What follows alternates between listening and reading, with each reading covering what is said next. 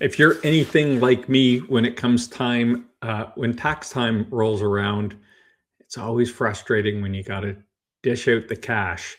And I'm sure you're thinking right now, oh, great, Corey's going to talk about taxes today. And you're right, we are going to talk about taxes, but we're going to talk about some interesting ways that you, as a business owner, can save some money on your taxes.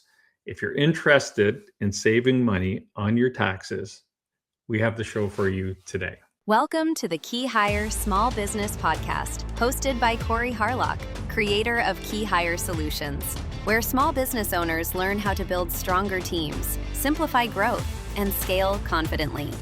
To learn more about how KeyHire can help scale your business, visit keyhire.solutions. Connect with Corey on LinkedIn through the link in the show notes. Mention you're a listener, and he'll accept your request. And now, on with the show. Here's your host, Corey Harlock. With over 27 years in the financial industry, our guest, Mike Milligan, has seen it all. The portfolios, the products, the one-size-fits-all advice that often leaves real people feeling unseen. Check, yep. But what sets them apart isn't just experience, it's intention. Mike believes that financial planning should be personal, not prescriptive, and he's on a mission to shift the culture from chasing numbers to building legacy, where wealth is measured not only by what you have, but what you leave behind. Matt, let's bring Mike onto the show. Mr. Milligan, how you doing? I'm doing good. Corey, how are you? I'm doing great. How's the weather in Puerto Rico? 82, but that could be any day in Puerto Rico. It's a gentle breeze coming right off the ocean here through my, you probably can hear it a little bit. Or maybe at some point through because the window's open. You'll be able to hear the ocean breeze coming through right now. Stop bragging, man. Well, you know, it's a life that many want to live. Many are called to live that life. Few actually get to live it, and so I'm a blessed man.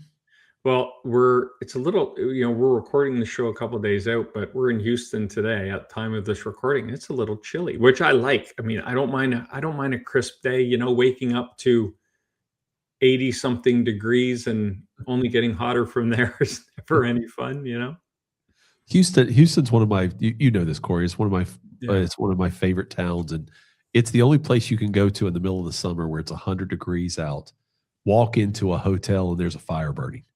The only place. And I love that about Houston. They love the aircon and they keep it cold. It's shocking. It's jarring when you walk inside, when you come from inside to outside or outside to inside, because I remember when we first moved here, I took up jogging. Don't ask me why. I'm not a jogger, but I would get up early at like 6 a.m. to go for a run, and I'd leave the air conditioned house, and at 6 a.m. you open the door and you get this blast of hot, humid air. God, this sucks. Just absolutely hits you. That's the humidity. That's the big piece. And for some reason, this year I'll go to Houston 3 or 4 times, but I was there in January and it felt actually rather cold. Yeah, it's okay in January for sure. Yeah. But, hey, so you are in Puerto Rico, and last time we talked, you actually mention that this is one of the loopholes or strategies or advantages. We're not going to talk about anything illegal. I always say that to my accountant. I want to pay as little tax as possible, but I don't want to go to jail. So let's keep it all above the books here. So Puerto Rico was a strategy for you moving to Puerto Rico. Am I correct in that? It was a lifestyle strategy, but also a tax strategy. Puerto Rico has a long-standing tax loophole it's now called Act 60. Act 60 allows U.S.-based businesses, entrepreneurs to move onto the island, establish residency, create a closer connection, and then get aligned with some missional causes down here as far as charitable giving. And by doing that, you can import revenue back from the mainland onto the island. It's actually there's over I think the number is 14,000 entrepreneurial business owners here now that are doing that. There's one that allows you to pay, one part of the code allows you to pay only 4% tax on that imported revenue. If you're an investor, through the end of 2025, you could qualify as an investor Act 60 resident and pay 0% capital gains. Puerto Rico for a long time now has been called, in some circles, Crypto Rico, because of the amount of crypto investors that live here that actively trade Bitcoin, Ethereum, meme coins, all the such tokenized assets, and they pay no tax from being here. And by the way, that applies to American citizens, but there's, in my neighbors from France on one side and my neighbor on the other side is from Argentina, who are there here taking advantage of the same tax code. It is, Corey, it's something that people have been doing forever. It's something called geographic arbitrage.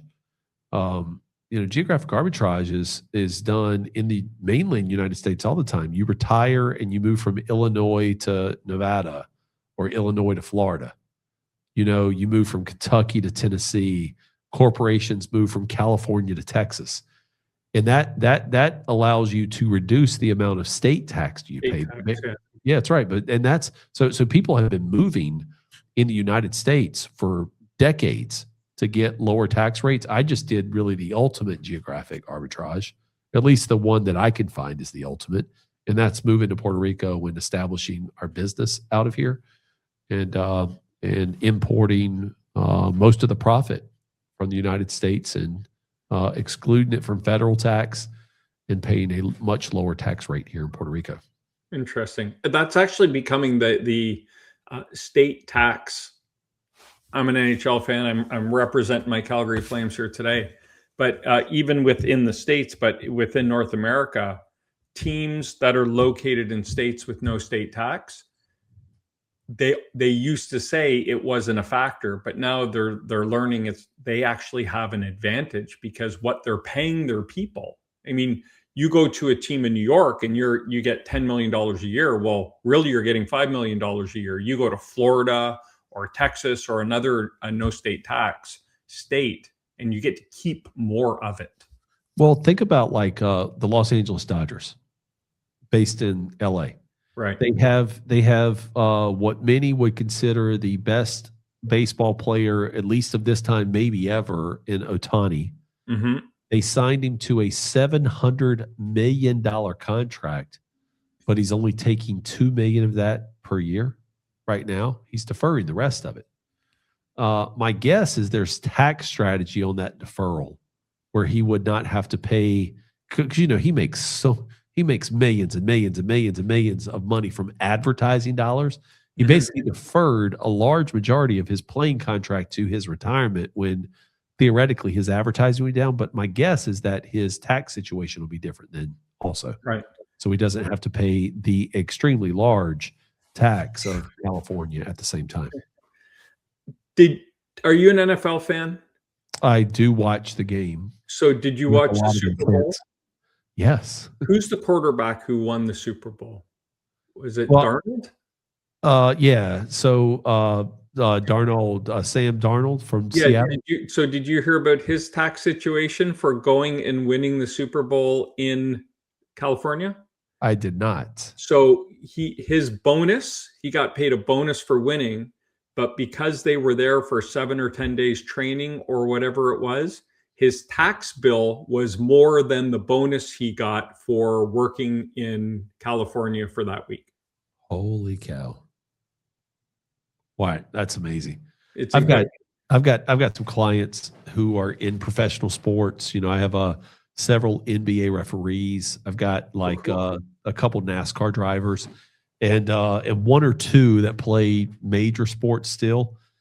Their tax returns are insane because they have to file in every state where they earn money. Oh, wow. It is, so like if you play for I'll give you an example. You play for like the Houston Rockets.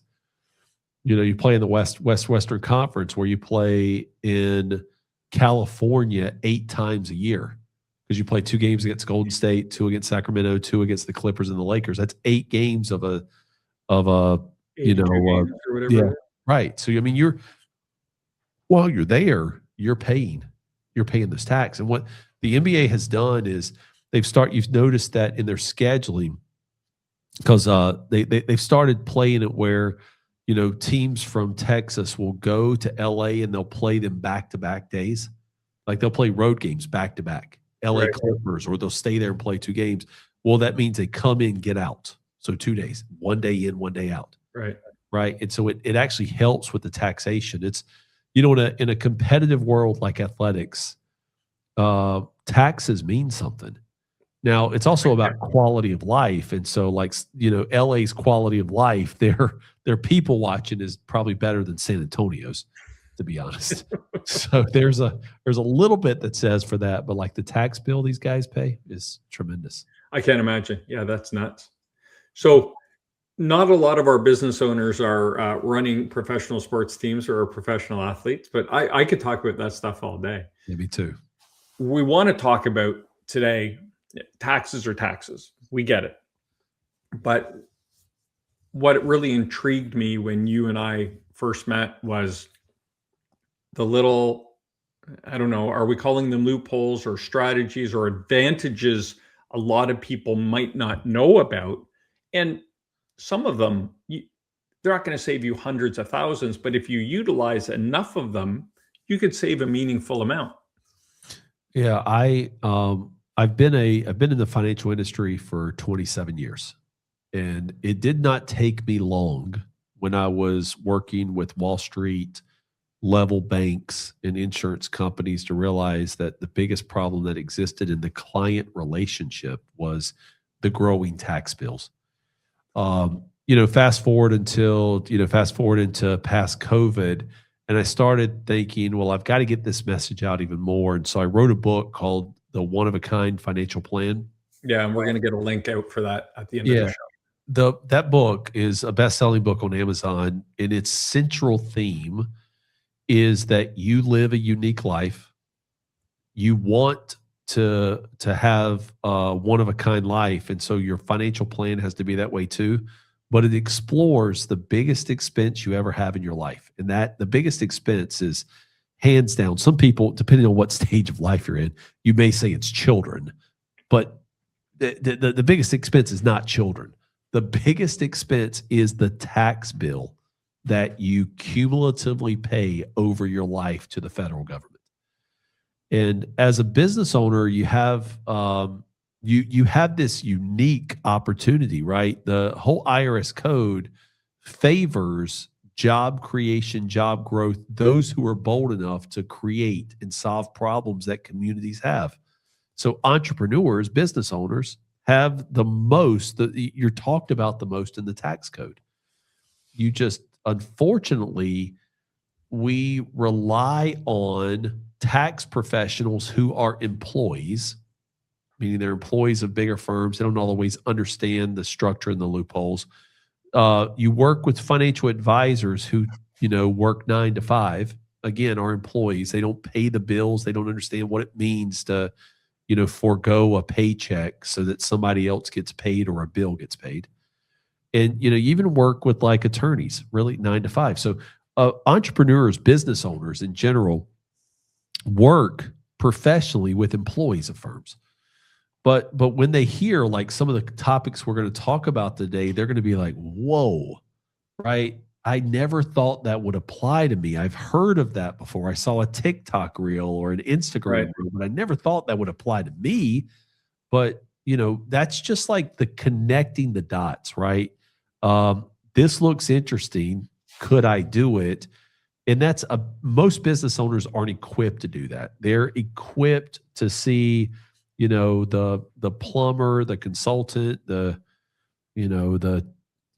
independent teacher, the 1099 realtor, all these folks who are out there, they're solving problems for customers. They're not tax experts. Right. They need a tax expert on their side who can help legally minimize the taxes through structures and loopholes. Yeah. Thank you for saying legally. Yeah. Legally. Yeah.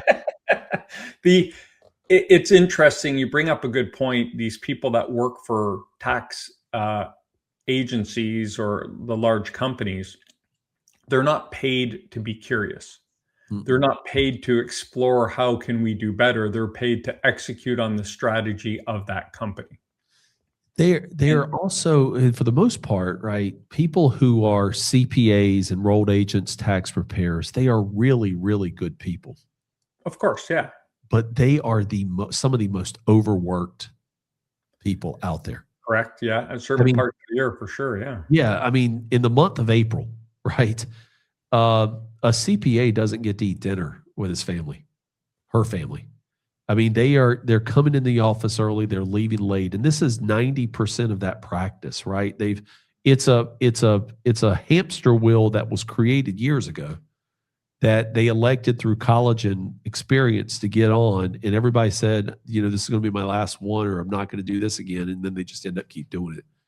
Because unfortunately, you depend on a CPA at tax time becomes like this organizer, this paper organizer. Yeah. Right. They take historical documents and they try to piece them together on another form or another tax input document. And they got to get every piece of data to do it. And what's unfortunate is they'll start working on a return and they'll have like 90% of it. They shoot an email out to a client who then has to send it back. They go work on another one.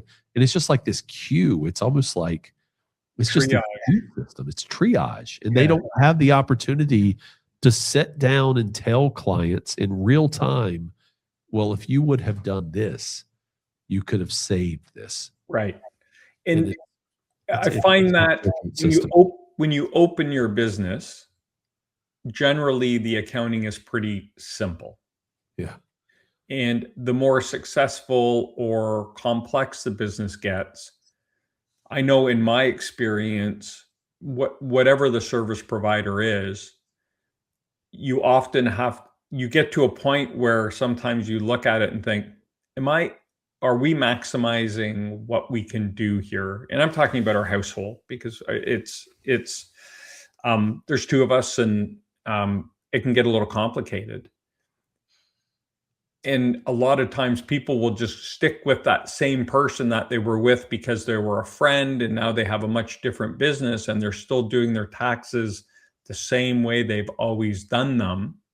And they're missing a lot of these things that you're talking about and these advantages because that person they started with isn't interested in doing that work or may not be aware of it, but it's, hey, this guy's been doing this firm's been doing my taxes since we started and they've always done a good job.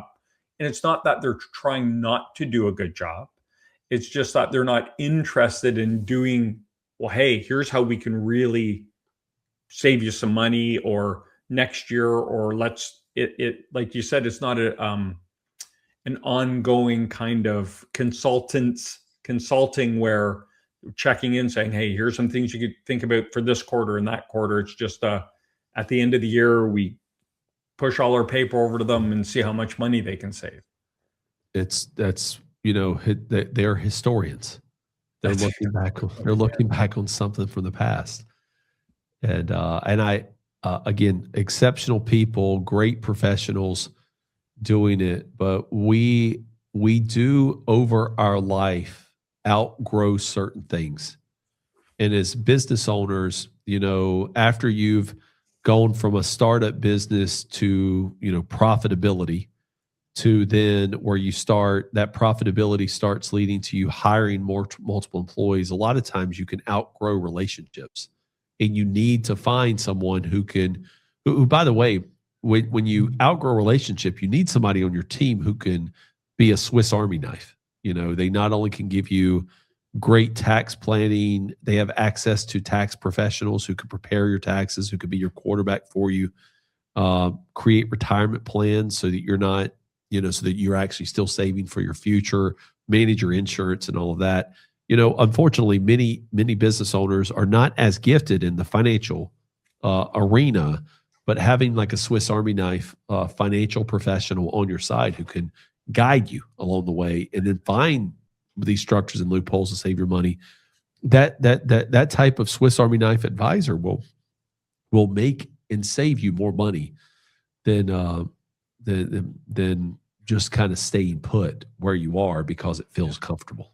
It's a great point, and we talk about that all the time, even in terms of your leadership within your company. You're going to outgrow many of those people as well. Right. And it's just a capacity and experience issue and a Yes. time issue. How much time do I have to research and be curious and learn? And practically, how can I implement it? Anyway, I think that was great. I love the historian angle. Mhm. So let's get into some of these strategies or missed opportunities a small business owner might be making in terms of their tax return and how they can keep more of their money in their bank account. Yeah, the first one, there's 3 or 4 we could talk about depending on time. And I just want to hit the first one right away because we've already been talking about sports a little bit.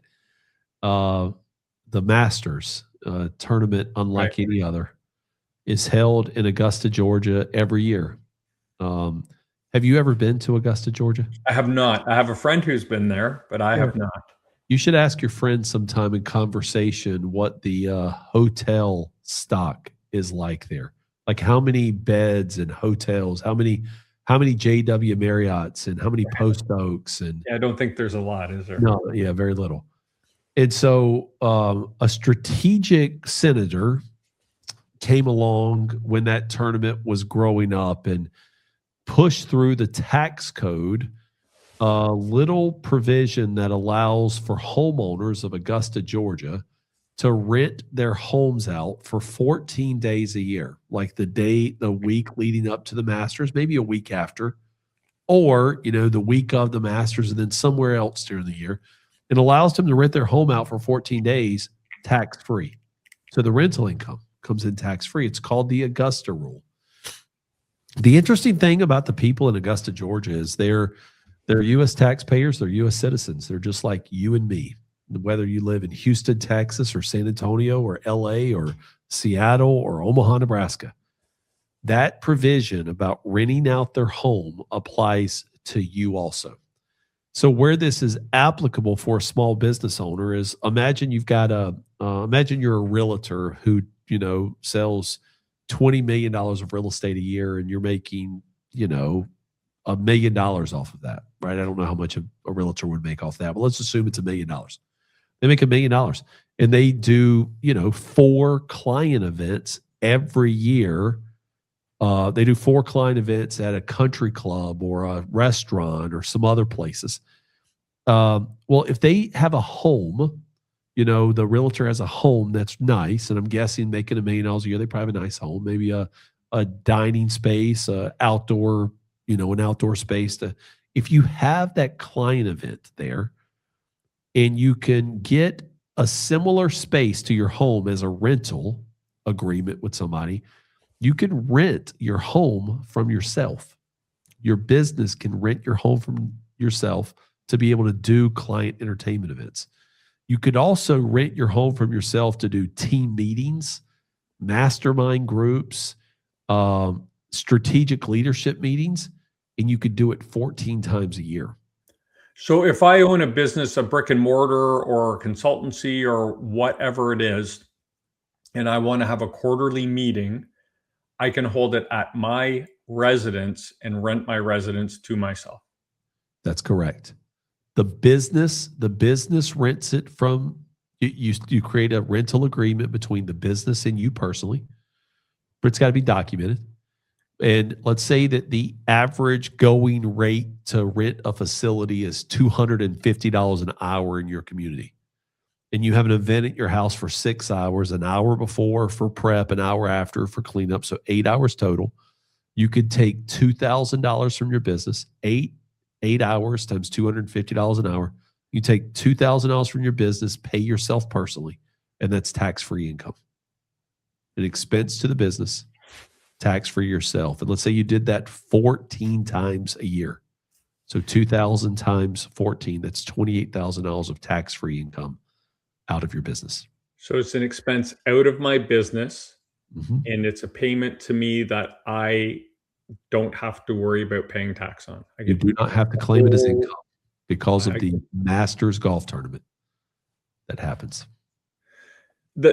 When you say, okay, well, it's, $2,000, and then you go, but if you do that 14 times a year, you're like, wow, okay.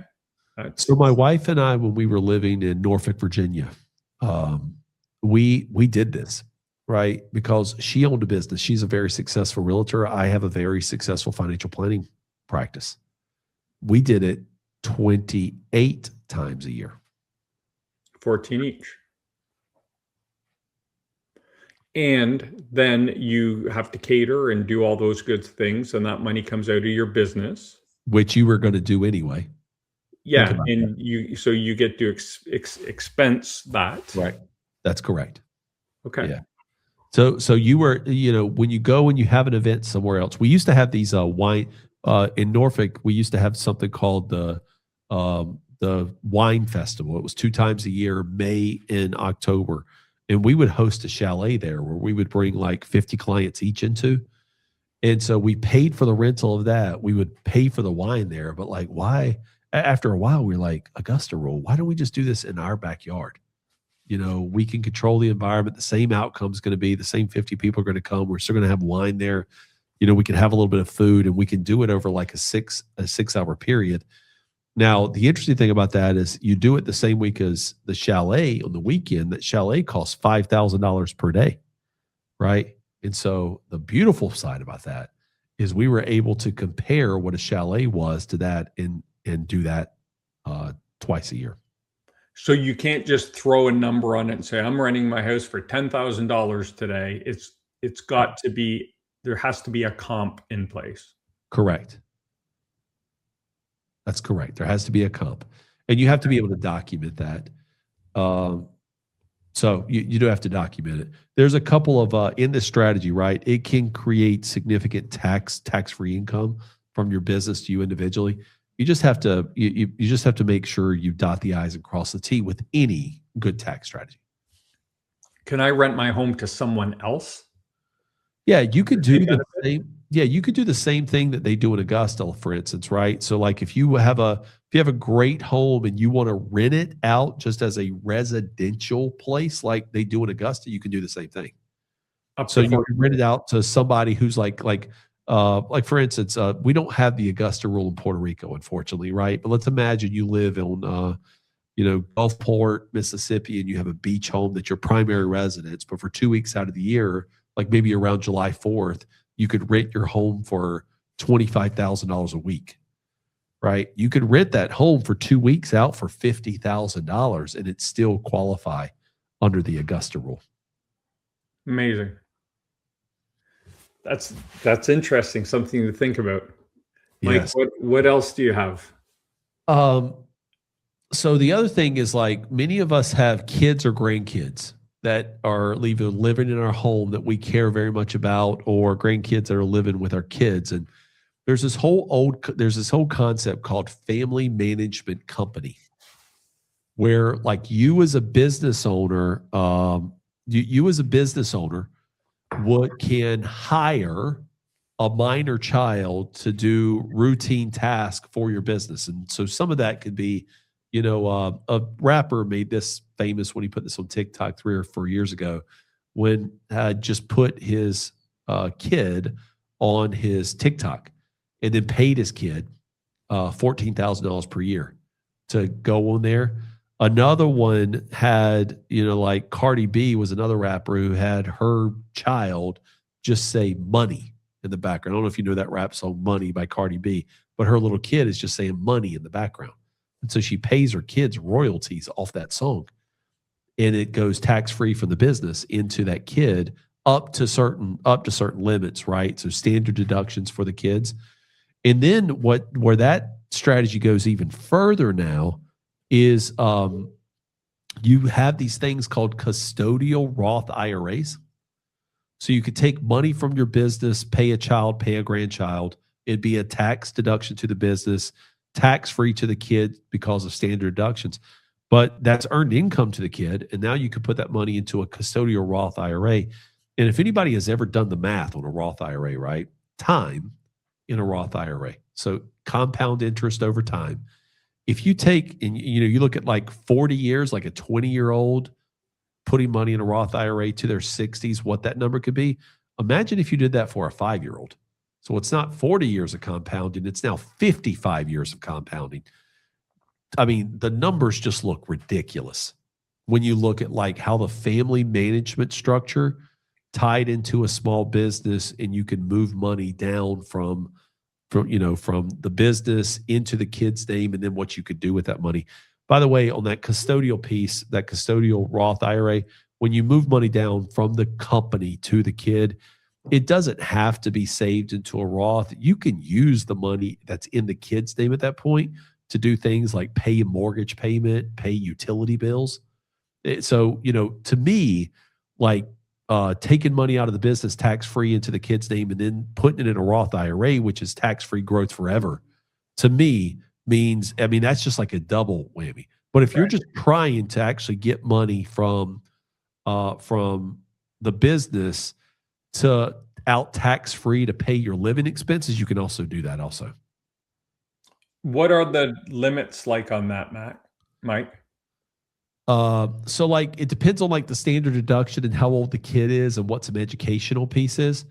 We can, and it also depends a little bit on the state you live in, but somewhere around you can get as much of about $19,000 out of a business when you include like the educational components to it also. Okay. It's really significant if you've got others. For sure. And I forget, someone said if you took $10,000 when your child was born and put it in the Dow or whatever it was, by the time they, were 30, they would have millions of dollars in there or something. Correct. It's crazy. It is. Like compounding interest over time, since it is compounded over time, right? So like you've heard of the rule of 72 before? No. This is not really a tax document, but we can add like our tax strategy. This is just like an investment principle. The rule of 72 is if you take the number 72 and divide it by the amount of interest or growth of your account, it will tell you how long it'll take for money to double. So for instance, 72 divided by 8% return means that your money will double every 9 years. Okay. 72 divided by 12% growth means your money doubles every 6 years. So imagine that, you put $10,000 in an account for a client, $10,000 for a newborn, and let's say it averages 12% return, and it doubles every 6 years. So by the time they're 60, that's 10 doubles. Right. So 10,000 becomes 20, 40, 80, 160, 320, 640, 1.28, 2.56, 5.2 to 10.4. Think about that. Crazy. Right. So $10,000 for a newborn becomes over $10 million with a 12% return. And if it's in a retirement fund, then you don't even know it's there, hopefully, if you're going to be tempted to dip into it. So first strategy, 14-day rental. If you averaged out $2,000 or $3,000 a day, we're looking at $30,000 of tax-free, $30,000 out of your business tax-free potentially from that one strategy. Then we just threw on this one where if you have a child, I think you said the number was $18,000 or $19,000 we can get out of the business tax-free. That's correct. So we're touching on, call it $50,000 a year right now, tax-free, money out of the business tax-free, if we use those two. And we have time for one more, Mike. All right. So then if I was going to give one more, so we talked about Augusta Rural Family Management Company, and then some bonuses with the family management company. If I could do one more, it's probably the structure of your business. So the actual legal entity structure. So often, we talked about, or you mentioned this earlier, like when you start a business, you almost start it with like the least amount of documentation you can, just because you don't know where it's going to go. And no one's thinking about, I got to get everything in order while I start this business. They're just worried about, let's go make a sale, let's make a product, let's do something. Correct. And there gets to a point in time when you start earning somewhere around like $150,000 and $200,000 of income, that structure matters. So there's a tool called you could be in an LLC, but then you can elect S corp status. Mm-hmm. You could start paying yourself a reasonable salary. And so then the tax benefit of that reasonable salary is you only pay Social Security and Medicare tax on the salary, not the distributions. Okay. And so let's assume you make $250,000 of net income and you pay yourself a reasonable salary of, say, $60,000. Right. That Social Security Medicare tax is about 15%. And so instead of paying 15% on 250, you're only paying it on 60,000. Right. So the savings on that is between $25,000 and $30,000 just by structure, proper structure. And that gets Corey, that gets missed so often. Right. People think, when I tell people that, like actually looking at their tax return or looking at their initial, like, hey, I could save you $30,000 in taxes. They're like, what voodoo do you know?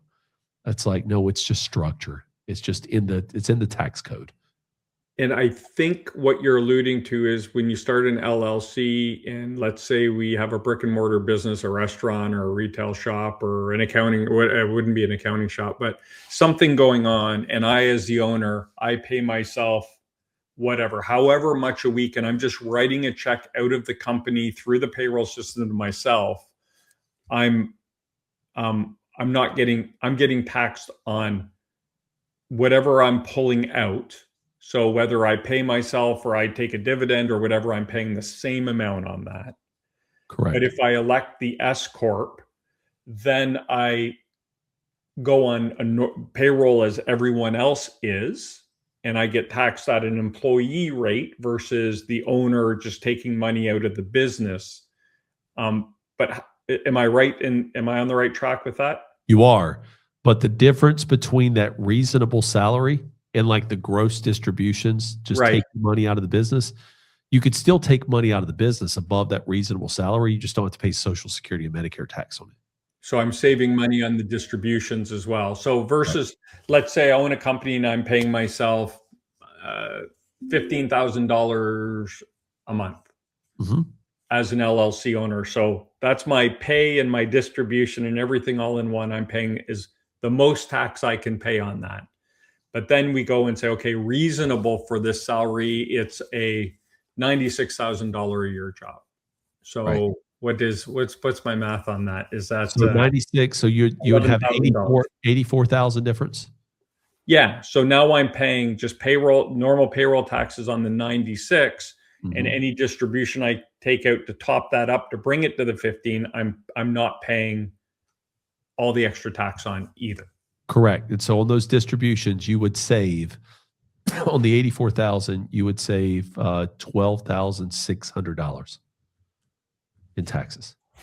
Okay. Which to me, this is where people like, this is like a 3A to this strategy. Remember, like the family management company, like get money out tax free and then fund a Roth IRA for your kids. Mm-hmm. This strategy of using S corp election is money that then you could then go fund a solo 401k or retirement account for yourself. Right. Right. So the tax savings can then be money that you put aside for yourself. You talk about cumulative effect. Mm-hmm.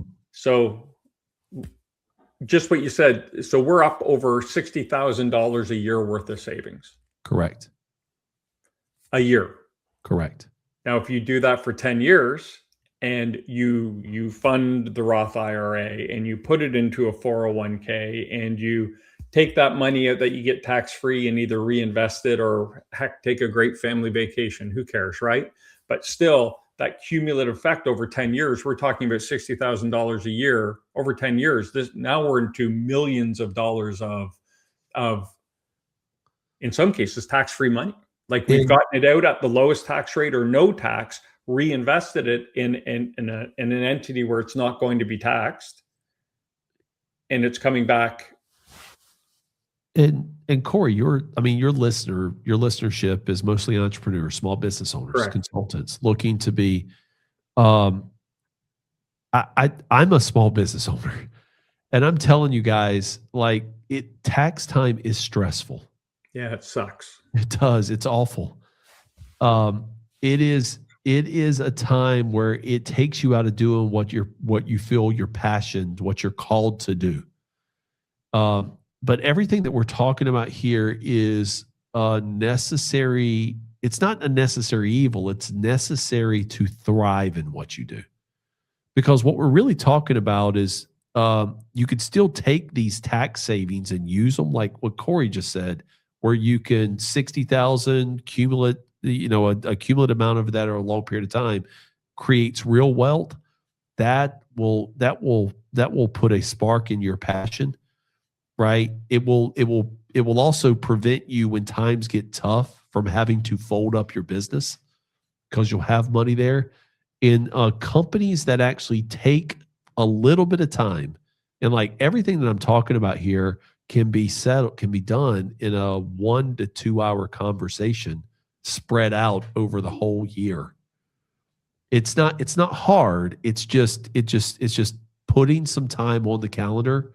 And it can be the most profitable time you actually put on your calendar, especially if you get a professional on your side who's actually able to take complex topics like this and make them really simple. Really good. I mean, I think those are sound strategies, especially for, I think what you've done is really talked about how to take money out of your business and create a family plan for you as a business owner to put a little money aside in case, heaven forbid, the economy turns to crap and you don't have a business anymore, or you exit, but not as much as you hoped, but you have this nice little cushion behind you. You can set your children up, and you can have a little disposable income to maybe reinvest back in wherever, into another business, into your business, or into lifestyle or a vacation, whatever it could be. There are 3 simple strategies. Thank you for calling out how simple it is, because as business owners, I often say the battle cry of a business owner is, ooh, that sounds like it's going to take a lot of time and cost a lot of money, and I don't have the patience or the money for it right now. But really, and I've experienced some of these where your accountant will take care of that.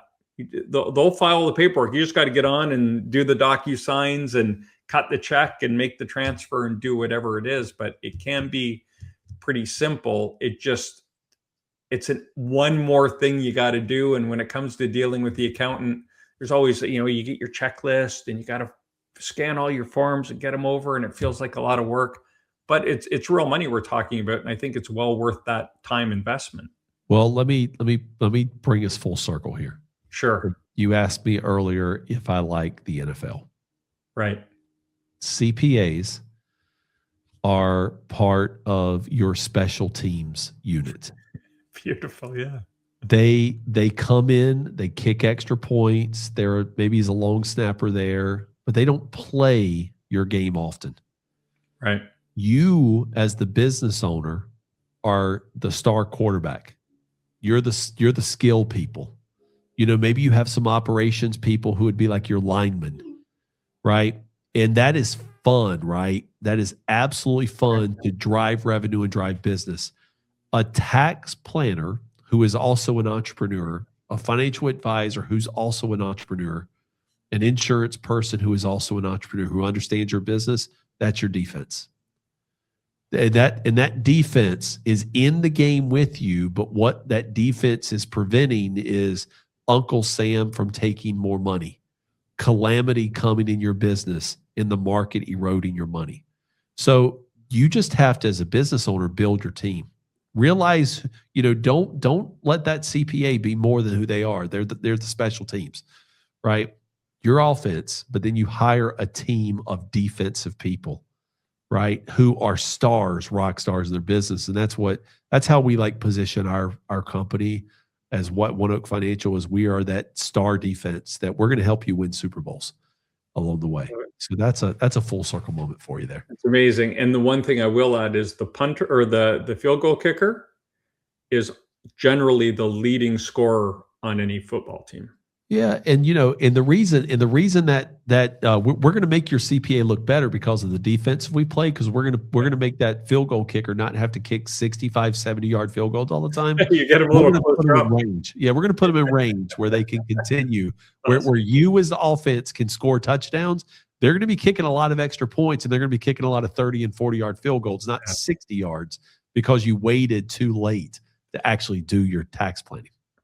Mike, thank you for taking what is generally, I don't even want to call it boring. It's cumbersome. It's not why people get into business. Like in my line of business, I say, people don't start a business because they love to hire people. And they love to deal with talent. People don't start a business, unless you start an accounting business. You don't start a business because you love accounting and worrying about all these tax issues. You have a passion you're following. So I appreciate the fact that you broke it down and made it very easy to understand. I think that's really beneficial. I would encourage people to go talk to your accountant and take the time to implement some of these things, because it's just anytime you can get money out of your business tax-free, it's a win.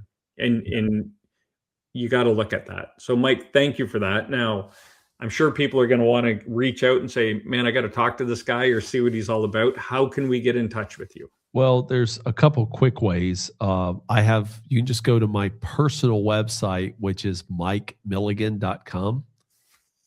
There you'll find like my life's passion, where I like to educate, coach, and plan for people. So like if you are a small business owner, an entrepreneur who wants to learn more about your finances, right, and dive in, I'll educate you. If you just need some coaching, we have a team of coaches in our company. And then if you need like a full-blown tax, retirement, investment, long-term care, legacy plan done, we'll do that through One Oak Financial, because business owners are unique. They're one of a kind. And so, why shouldn't your financial plan also be a one-of-a-kind financial plan? Love it. And your book? It's called The One of a Kind Financial Plan. Amazon.com. And Corey, if you haven't realized it yet, if you haven't realized it yet, One Oak Financial, One Oak stands for one of a kind. Amazing. So we've killed the branding side of this business. If anybody is interested in hearing about the book or just like exploring a little bit, go to Amazon and just read the 20 reviews. There are some really good reviews on Amazon about the book, including, it's almost got a 5-star rating. I really appreciate the people who give 4-star ratings and then write a novel about how good the book was. Right. So yeah, I mean, buy the book, give it a 4 or 5-star rating. And then or if you're like Teresa, who wrote a great review, and I think she maybe just missed the stars a little bit because she put 3. If you put a 3-star rating, you're probably going to hear your name on a podcast somewhere along the way. That's funny. I hope she's listening. I hope so too. I've been trying to get her on my podcast for a long time. I can't find her. I would love to get her on my podcast. Let's talk about this 3-star rating. Well, I want to go and I want to find every book she's rated on Amazon over the years and just give like a review on all those books. Like, oh, you gave that one a 2-star. I think it'd be fun. Mike, it's been great. Thank you, man. I really appreciate you taking the time. Absolutely, Corey. You're doing something amazing for business owners, and I know if they don't tell you they appreciate it, I know they do. I appreciate that. Thank you. There you go, Mike Milligan, making taxes interesting. This is 2 shows in a row now where I've had like mini epiphanies and thought, this is really cool stuff. I hope you take advantage or at least research this. It's cumulative. Yeah, 15 grand might not seem like a lot if you're making a lot more than that, but 15 plus 30 plus another 15, that's real money. And if you do that every year and you can redistribute that wealth into your children or into yourself, it's meaningful. So please check it out. I hope you enjoyed the show. My name's Corey Harlock. I've been your host. And until next time, stop grinding, start growing.